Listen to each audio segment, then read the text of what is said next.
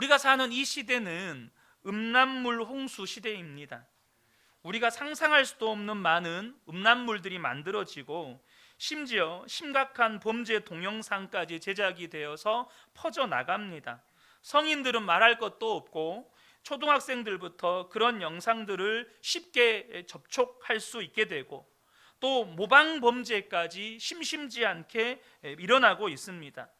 고위 공직자, 사회 지도층, 심지어 성직자들까지 상상할 수 없는 범죄와 추문을 일으킵니다. 이 일에 대해서 교회가 책임을 가지고 정말로 하나님 앞에 회개하며 기도해야 합니다. 여러분, 죄는 무섭고 끔찍한 거예요. 우리가 죄에 있어서만큼은 동물보다 더 못한 존재들이 되어버렸습니다. 죄가 무서운 것은 하나님과의 관계를 끊어버리고 예수 그리스도 안에서 누리는 모든 축복을 떠나버리게 만드는 데 있다는 것입니다. 나아가서 우리가 죄를 지으면 지을수록 이 공중권세 잡은 마귀가 세상에서 세력을 얻게 돼요. 무슨 말이냐? 여러분들도 이미 느끼고 있습니다. 여러분이 30년 전, 요즘 아이들한테 라떼 이런 이야기하면 진짜 안 좋아하는데 어쩔 수 없어요. 30년 전의 TV 드라마와 30년 후에 지금 TV 드라마를 보세요. 30년 전에는 상상할 수 없는 장면들이 이제는 온 안방 식구들이 보는 그 TV 드라마에서 아무렇지도 않게 버젓이 그냥 소개가 됩니다. 그건 죄가 아니라는 거예요. 동성애도 죄가 아니고 외도를 하는 것도 죄가 아니고 죄가 아니라는 거예요. 오히려 그런 것들에 대해 사람들은 더 열광하고 더 시청률은 올라가요. 여러분들 스스로도 세상은 갈수록 악해진다는 것을 느끼고 있지 않습니까? 왜 그럴까요? 마귀가 세력을 얻기 때문입니다. 그 마귀가 어떨 때 세력을 얻죠? 사람들이 죄를 지으면 지을수록, 특별히 그 죄를 억제하는 세상의 빛과 소금인 하나님의 자녀들이 죄악에 물들면 물들수록 마귀는 더 세력을 얻는 겁니다. 그래서 여러분, 세상이 더 악해져 가는 건 누구 책임이에요? 교회 책임인 거예요. 세상이 더 악해져 가는 것은 빛의 자녀들의 책임인 거예요. 우리 자녀들을 세상과 죄로부터 지키는 일이 갈수록 어렵고 두려운 일이 되어버렸습니다. 여러분 동의하십니까? 저희가 어렸을 때 상상할 수도 없는 것들을 우리 아이들은 접하고 삽니다. 이 다윗이라고 하는 인물은 대단한 용모를 가진 사람이었던 것 같아요. 당장 그의 아들 압살롬의 외모가 분명 아버지의 유전적인 요인이 있었을 거라고 추측이 됩니다. 또한 다윗은 글도 잘 썼고 노래도 잘 불렀고 심지어 악기도 잘 다뤘어요. 그것만 해도 굉장히 매력 있는 사람이죠. 그래서 오죽했으면 사울왕 앞에서 노래하는 자로 뽑히게 됩니다. 게다가 그는 30살의 왕이 되어서 30살에 한 나라의 왕이 됩니다. 그리고 40년 동안 한 나라를 통치합니다. 당시의 왕은 요즘의 대통령과는 비교할 수 없는 특권과 자유를 누립니다. 남부러울 것이 없죠. 이런 사람이 울 일이 얼마나 있겠어요? 그런데 다윗은 신하들이 보는 앞에서 통곡을 하며 꼬꾸라집니다. 신하들이 다 보는 앞에서 부끄러움도 모르고 눈물 콧물 다 쏟으면서 그곳에서 꼬꾸라져요. 무엇이 다윗을 그토록 괴롭게 만들었을까요? 그가 모든 것을 가졌지만 영혼의 축복을 잃어버렸기 때문입니다. 죄로 인해서 하나님과의 관계가 끊어지고 나니까 자기가 누리고 있는 이 땅의 모든 복이 자신에게 아무런 의미가 없는 거예요. 다윗 자신의 입으로 고백합니다. 12절에 주님께서 베푸시는 구원의 기쁨을 내게 회복시켜 주시고 내가 지탱할 수 있도록 내게 자발적인 마음을 주십시오. 다윗은 죄로 인해서 구원의 기쁨을 잃어버렸어요. 우리 개역개정에는 자원하는 심령이라고 되어 있는데요, 이 말은 무슨 말이냐면 기쁨으로 순종할 수 있는 마음이란 뜻이에요. 하나님 앞에 기쁨으로 순종할 수 있는 마음까지 다 빼앗겨 버렸다는 거예요. 사랑하는 성도 여러분, 결코 죄의 문제를 해결하지 않은 상태로 방치하시면 안 됩니다. 여러분, 암보다 무서운 게 죄예요. 암은 육체의 생명을 빼앗을 수 있지만 여러분, 죄는 영생을 빼앗아요. 죄는 영혼의 축복을 빼앗아 버린단 말입니다. 그런데 우리에게 어떤 흉악한 죄가 있다 하더라도 여전히 희망이 있다는 거예요. 우리가 진심으로 회개하기만 하면 정말로 저와 여러분이 구원의 기쁨을 회복하기를 원한다면 하나님께서 그 구원의 길을 허락해 주신다는 것입니다. 다윗은 엄청난 죄를 지었습니다. 지금 여기에 계신 누구보다도 엄청난 죄를 지었어요. 다른 남자의 아내를 빼앗는 것도 부족해서 그 남편을 살해 교사해서 완전히 죽여버렸습니다. 여러분, 상상할 수 없는 죄를 지은 거죠. 그렇지만 그는 마음속으로 진실하게 회개했다는 겁니다. 오늘 6절의 말씀을 보면 다윗이 이렇게 고백을 해요. 마음속에 진실을 기뻐하시는 주님. 다윗의 고백이거든요. 무슨 말이냐? 하나님은요, 우리가 회개할 때 진실한 마음으로 회개하는지를 보고 계십니다. 그걸 보고 싶어 하세요. 그렇다면 구원의 기쁨을 회복할 기회를 주셔요. 우리가 회개했다는 사람들을 만나보면 가끔씩은 저분이 진짜 회개하셨나? 라는 의구심이 들 때가 있습니다. 회개했다고 말하는 사람의 행동과 말이 아닌 것 같은 거예요. 여전히 말은 거칠고 여전히 행동에는 변화가 없고, 하지만 다윗의 경우에는 진심이었다는 겁니다. 나단 선지자가 당신이 그 악한 부자라고 지적했을 때 다윗은 왕이었어요. 신하들이 다 보는 앞입니다. 얼마든지 자신의 죄를 덮을 수 있었고 나단 선지자를 무고죄로 그냥 그 자리에서 직결 처형할 수도 있었습니다. 사무엘이 불순종한 이 사울왕을 책망했을 때 그 사울왕처럼 얼마든지 변명할 수도 있었어요. 그런데 다윗은 그 앞에 모든 신하들이 보는 앞에서 무릎을 꿇고 변명하지도 않고 통곡하며 회개합니다. 뭘 말하는 거죠? 다윗의 마음은 진심이었다는 거예요. 다윗은 진심으로 회개했다는 겁니다. 그래서 하나님이 다윗을 회복시켜 주신 것이에요. 여러분, 저와 여러분이 마음을 보시는 하나님께서 알 수 있는 그런 회개를 드린다면 저와 여러분도 다윗과 같은 회복의 은혜를 누릴 수 있는 거예요. 우리가요, 반복적인 죄를 짓다 보면 어떤 때는요, 회개할 용기조차, 회개할 힘조차 없을 때가 있습니다. 우리 마음 가운데 반복적으로 죄를 지으면 하나님도 더 이상은 용서하지 않으실 거야, 이런 생각이 우리 마음 안에 들어요. 그래서 회개할 마음조차 없어져 버립니다. 어쩔 수 없지. 예수 믿어도 죄는 어쩔 수 없나 봐. 근데 여러분, 기억하셔야 합니다. 그것은 사탄의 거짓말이에요. 예수 믿어도 죄는 어쩔 수 없다고 성경 어디에 기록이 되어 있습니까? 하나님께로 난 자마다 죄를 짓지 않는다고 성경을 말씀하시는데, 하나님께로 난 자마다 예수님께서 지키심으로 죄를 짓지 않는다 말씀하시는데 어떻게 예수 믿어도 죄는 어쩔 수 없다는 말이 우리의 입에서 아무렇지도 않게 나옵니까? 그것은 이미 우리의 믿음이 마귀에게 속아서 무너져 버린 거예요. 하나님은 결코 그런 법이 없습니다. 제가 이 자리에 있을 수 있는 이유는 한 번도 포기하지 않으시고 저를 붙드시고 용서하시는 하나님의 은혜 때문입니다. 제 속에는 말할 수 없는 죄악들이 너무너무 많았어요. 불신앙, 불순종, 혈기, 교만, 정욕, 음란, 회개할 힘마저 잃어버릴 만큼 반복적으로 지었던 죄들. 그러다 보니까 여러분, 사람이 죄가 많으면 나타나는 특징이 뭐죠? 겉과 속이 다른, 사람에게서 자연스럽게 나타나는 위선. 저는 위선자였습니다. 성도들 앞에서는 거룩한 척, 하지만 속은 썩어 문드러져 가고 있는 저 자신을 누구보다도 제가 잘 알죠. 하지만 그때마다 하나님 앞에 나아가면 하나님의 변함없는 선언이 뭐냐면 나는 너를 용서한다 였습니다. 나는 너를 사랑한다 였어요. 그리고 그 하나님의 용서하심의 은혜 때문에 제 안에 있는 혈기도, 정욕도, 실수도 음란의 죄도 이기고 이 자리에 설 수 있었던 거예요. 만약에 하나님이 한 번이라도 내가 이제 더 이상 너를 용서 못하겠다 라고 하셨다면 제 인생은 진짜 끝났을 거예요.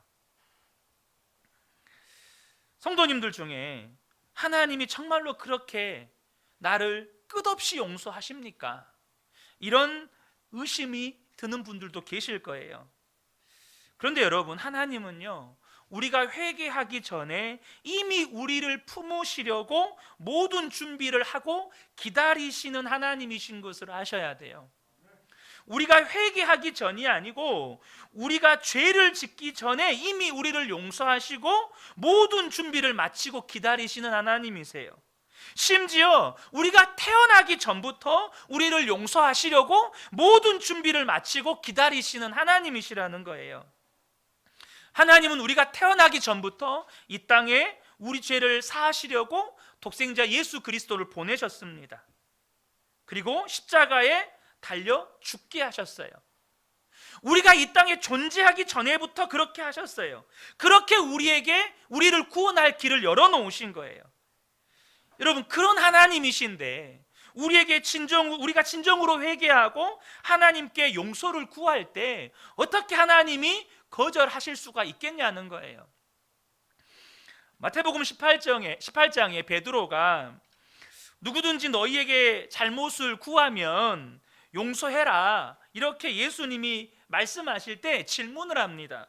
무슨 질문입니까? 주님, 몇 번씩 용서해야 합니까? 7번까지 합니까? 참 베드로가 쪼잔하죠. 7번밖에. 베드로의 한계는 7번이었어요.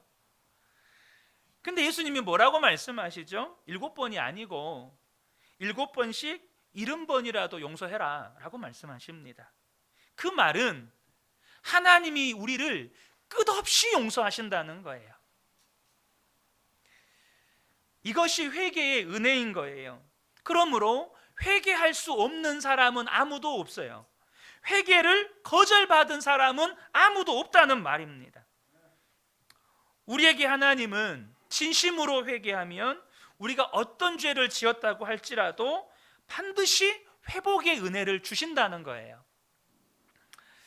오늘 우리가 다윗의 회개를 통해서 진정한 회개에 대해서 몇 가지 배울 점이 있는데요. 그 첫 번째는 뭐냐 하면, 진정한 회개는요, 죄를 용서해 달라고 기도하는 게 아니고 깨끗하게 해달라고 기도하는 것이라는 겁니다. 내 죄를 용서해 주세요가 아니고 내 죄를 깨끗하게 씻어 주세요라는 거예요. 오늘 본문 7절과 9절을 보면 우슬초로 나를 정결하게 해주십시오. 내가 깨끗하게 될 것입니다. 나를 씻어 주십시오. 내가 눈보다 더 희게 될 것입니다. 주님의 눈을 내 죄에서 돌이키시고 내 모든 죄악을 없애 주십시오. 여러분, 이게요 얼마나 대단한 기도인지를 아셔야 돼요. 여러분, 살인죄와 간음죄, 도대체 무슨 수로 이 죄를 용서받을 수 있죠? 우리 남편 되신 분들, 누군가가 여러분의 아내를 빼앗아 가고 자녀를 죽였어요. 용서하실 수 있으시겠어요? 이게 무슨 영화 같은 데서나 일어날 만한 끔찍한 일 아닙니까? 충신의 아내를 빼앗기 위해 충신을 죽였습니다. 이런 죄가 용서받을 수 있나요? 사실 용서받았다면 그것만으로도 대단한 일이죠. 근데 다윗의 간구는 용서해 주십시오가 아니라 아예 그 죄를 씻어달라는 말이에요. 그 말은 무슨 말이냐면 그 죄를 짓지 않는 상태로 되돌려달라는 말입니다. 기록도 흔적도 남지 않고 깨끗하게 지워달라는 뜻이에요. 여러분, 차라리 암을 고쳐달라는 기도, 죽은 사람을 살려달라는 기도, 원수 같은 사람의 마음을 좀 변화시켜달라는 기도는 가능성이라도 있어요. 근데 이미 지은 죄를 안 지은 것처럼 완전히 씻어달라는 게 가능합니까? 이미 지은 죄를 기록조차 남지 않도록 없애달라는 게 가능해요? 이거 불가능한 겁니다. 인간 세상에선 절대 있을 수 없는 일이에요. 그런데 다윗이 드리는 기도는 바로 이 기도입니다. 어떻게 이런 기도를 드릴 수가 있죠? 다윗은 자기가 기도를 드리는 대상이 하나님이신 것을 정말 믿었다는 거예요. 다윗은 지금 사람에게 부탁하는 게 아닙니다. 사람에게 부탁했다면 용서해 주세요, 이거죠. 근데 다윗은 지금 하나님께 기도하는 거예요. 자기가 믿는 분은 하나님인 거죠. 내 모든 죄를 깨끗이 씻어줄 수 있는 분은 하나님밖에 없는 거예요.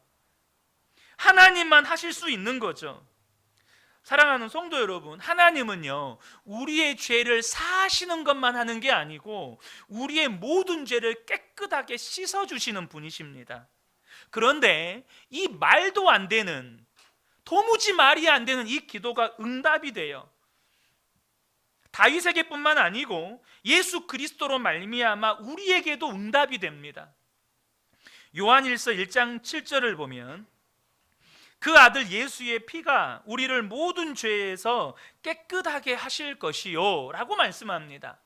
여러분, 우리가 하도 이 말씀을 듣다 보니까 이 말씀에 대해서 많은 분들이 둔감해져 있는데요, 이 말씀의 정확한 의미는 예수의 피가 우리의 죄를 용서했다는 뜻이 아니고 예수의 피가 우리를 모든 죄에서 깨끗하게 했다는 거예요. 여러분, 예수님의 십자가 보혈로 죄 사함을 받은 건 우리가 단순히 용서함 받은 게 아닙니다. 우리의 죄에 어떤 기록도 남지 않았다는 거예요. 우리가 천국에 가면 용서받았다는 정도가 아니고 어떠한 기록도, 지금 죄의 흔적도 남아있지 않았다는 뜻입니다. 이 말은 하나님도 기억하지 않으신다는 거예요.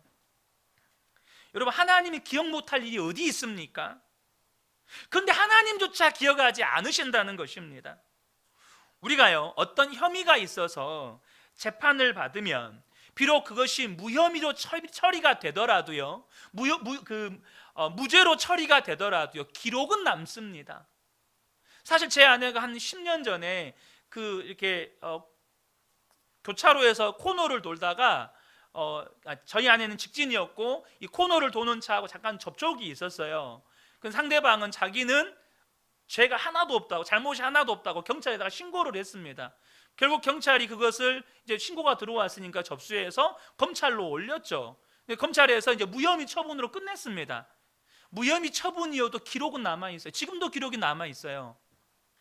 여러분, 죄라는 건 그런 겁니다. 그런데 여러분, 십자가의 보혈은 우리의 죄를 기록조차 남지 않게 만들어주는 은혜라는 거예요. 그래서 여러분, 이 은혜가 우리를 춤추게 하는 거예요. 이것 때문에 우리가 찬양하는 겁니다. 여러분, 죄가 여전히 남아있는 사람은 찬양할 수 없어요. 죄가 깨끗하게 되지 않은 사람은 찬양을 불러도 그건 찬양이 아닌 거예요. 세상 사람들은요, 죄를 감추고 삽니다. 겉으로는 잘 꾸미고 살지만 속으로는요, 별의별 죄를 다 숨기고 살아요. 그것이 근본적인 두려움입니다. 하지만 마음 안에는요, 언젠가는 그것이 다 드러나서 심판받을 날이 올 것인데 그것을 마음속 깊이 두려워하면서 삽니다. 문제는 어떤 종교도 이 죄의 문제에 대해서 해결해 주지 못한다는 거예요.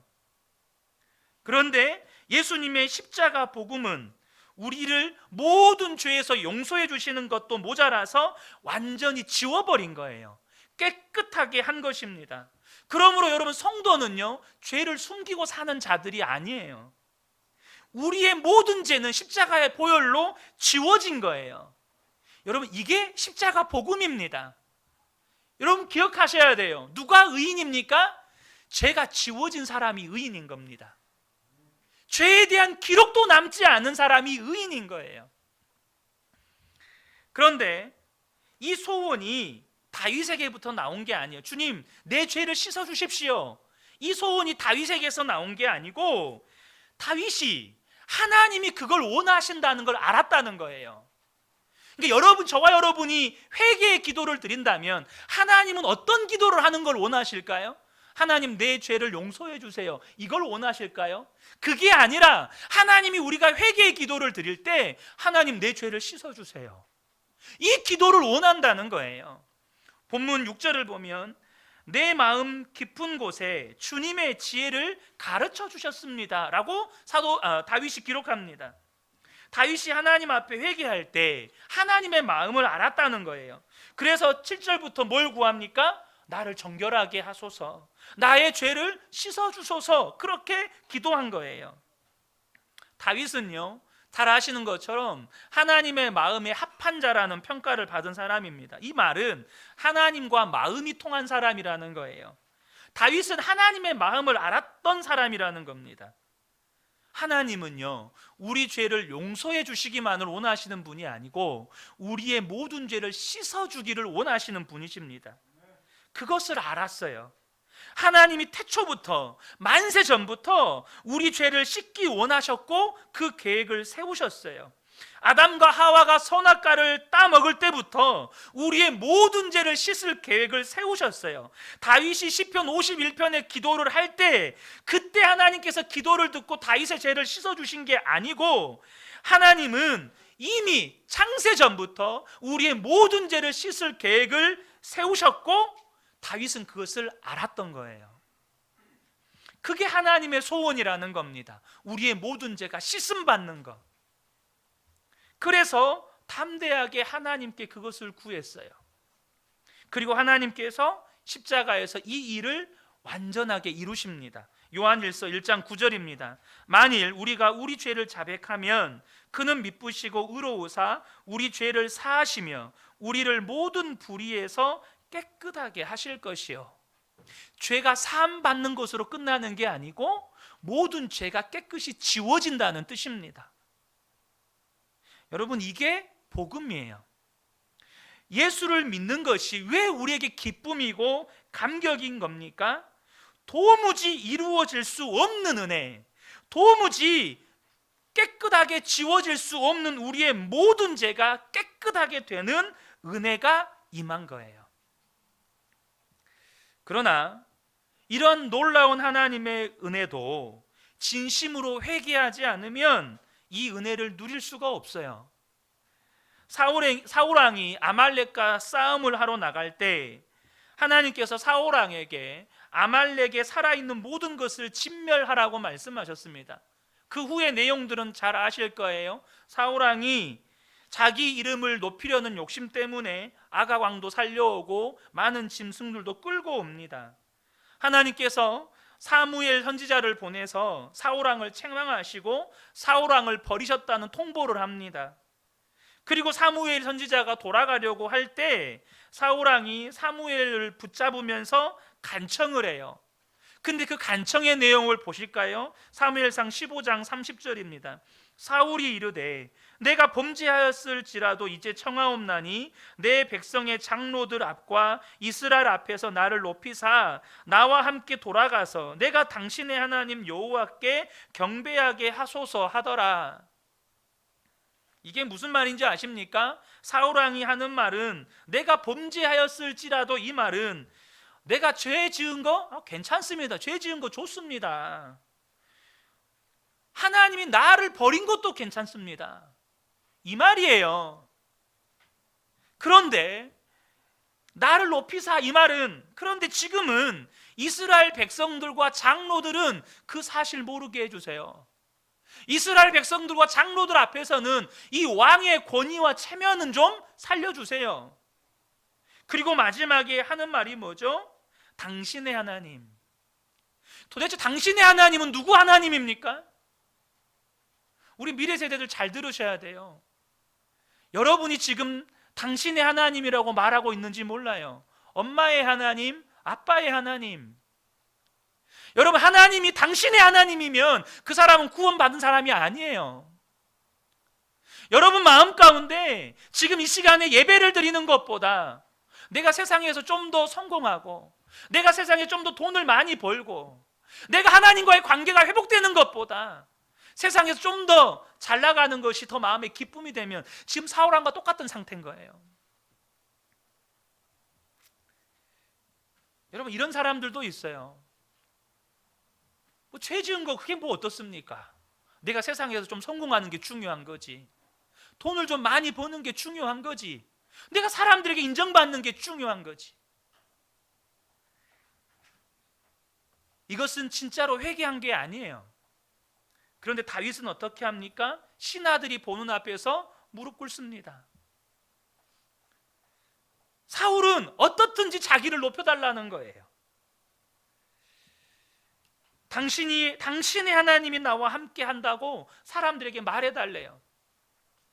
어떻게 하나님이 당신의 하나님이 될 수 있냐는 거예요. 진짜 회개하지 않는 사람들도 있어요.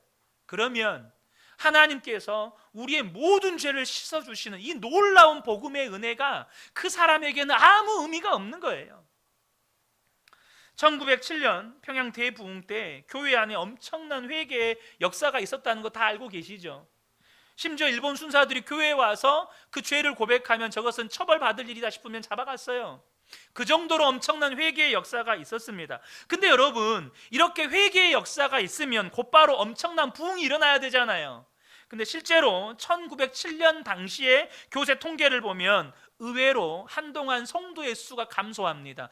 평양 대부흥이 바로 온 게 아니에요.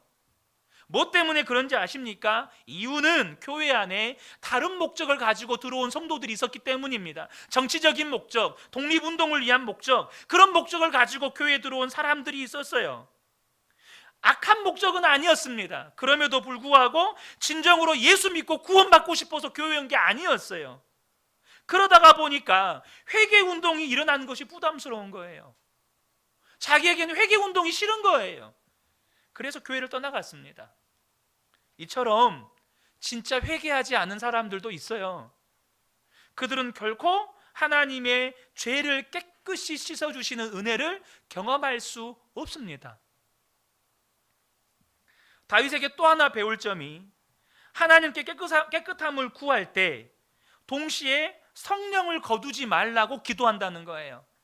11절 보면 주님 앞에서 나를 쫓아내지 마시며 주님의 성령을 나에게서 거두지 말아 주십시오. 여러분, 하나님이 정말 살아계심을 믿는다면 죄를 짓게 될 때 하나님은 두려운 하나님이 돼요. 그런데 죄를 지으면 이렇게 두려운 하나님이 되다 보니까 아담과 하와처럼 하나님을 피해 도망가고 싶은 마음이 생깁니다.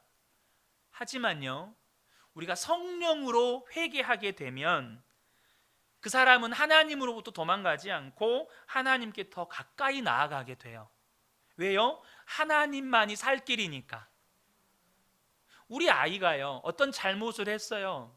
우리 아이 어렸을 때 아마 부모님은 다 한두 번 이상은 다 경험해 봤을 거예요. 그래서 엄마 아빠가 야단치면서 가끔씩 엄마 너 싫어, 아빠가 너 싫어 하면 애들 어떻습니까? 도망갑니까? 나도 엄마 싫어하고 막 도망갑니까? 엉엉 울면서 엄마 붙잡고 늘어지죠. 엉엉 울면서 아빠 붙잡고 늘어집니다. 왜 그렇죠? 야단을 맞는데 왜 더 엄마 아빠에게 붙잡고 늘어지죠? 엄마 아빠가 살 길이니까. 여러분, 성령으로 회개한 사람은 이렇게 된다는 거예요. 그래서 다윗은 무엇을 간구합니까? 성령을 거두지 말아달라고 간구합니다. 왜 그렇습니까? 다윗은요, 우리가 시편을 계속해서 새벽마다 나누고 있는데요, 항상 주님을 자기 앞에 모시고 산 사람이에요. 시편 16편 8절에 내가 여호와를 항상 내 앞에 모시며 그가 나의 오른쪽에 계심으로 내가 흔들리지 아니하리로다. 다윗의 삶은 늘 하나님을 모시고 살았어요. 그래서 다윗은 누구보다도 하나님이 함께 하시는 은혜를 잘 알아요. 하나님이 함께 하심이 얼마나 놀라운 은혜인지를 잘 압니다. 그런데 죄를 짓고 난 다음에 하나님이 함께 하심의 은혜가 사라져 버린 거예요.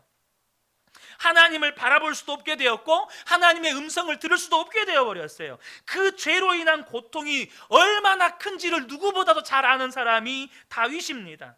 그래서 다윗은 내 죄를 깨끗하게 해달라고 기도하면서 무슨 기도를 하냐? 주님 앞에서 나를 쫓아내지 말아 주십시오, 주의 성령을 내게서 거두지 말아 주십시오라고 기도하는 거예요.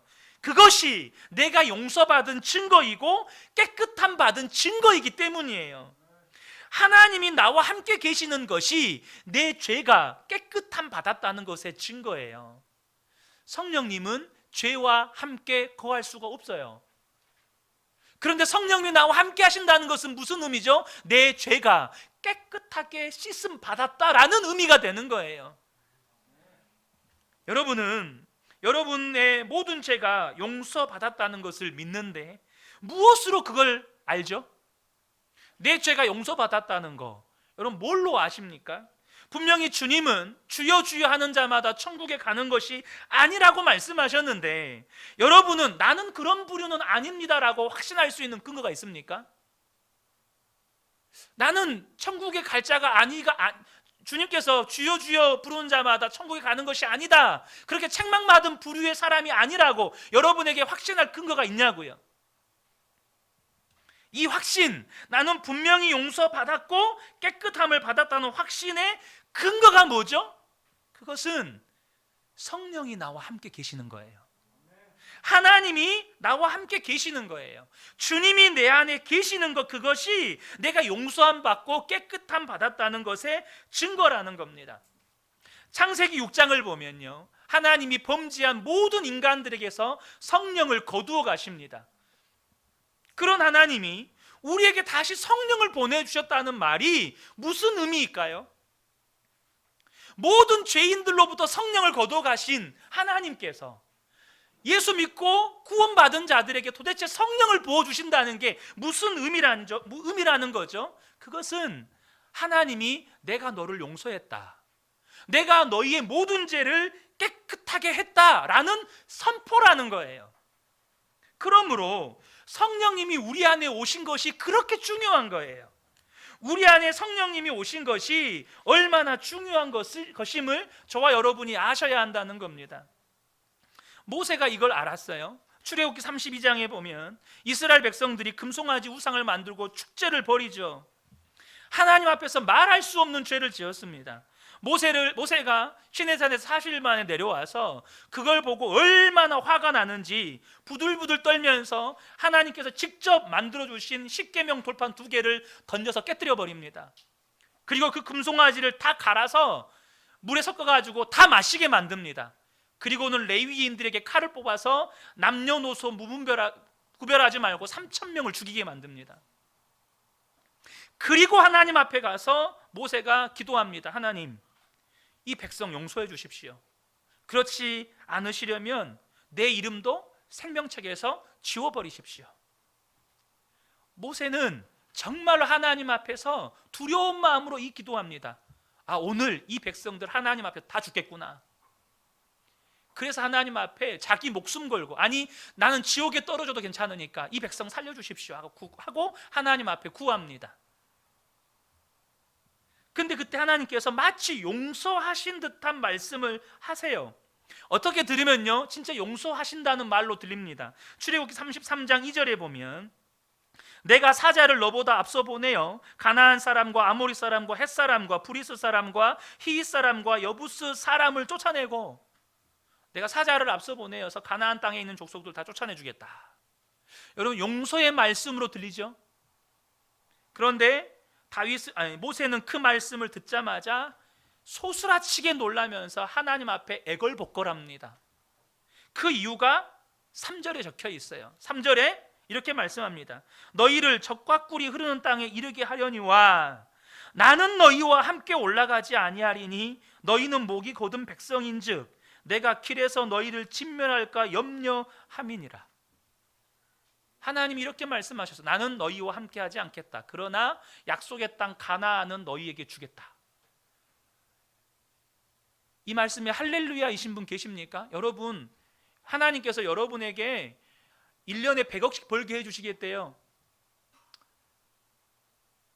여러분 성공하게 만들어 주시겠대요.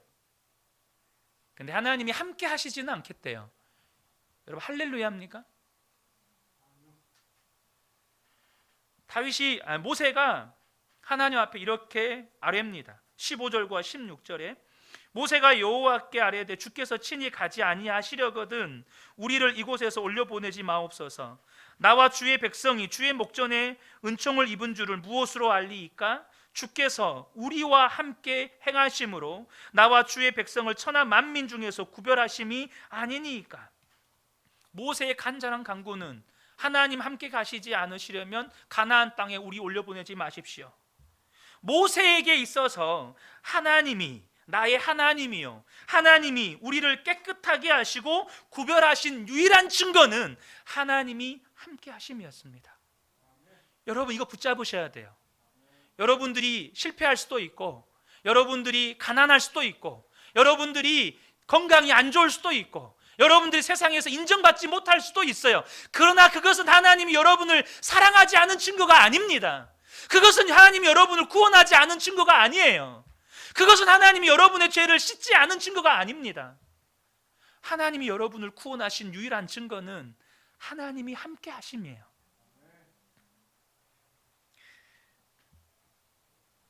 우리가 이 믿음을 가지셔야 돼요.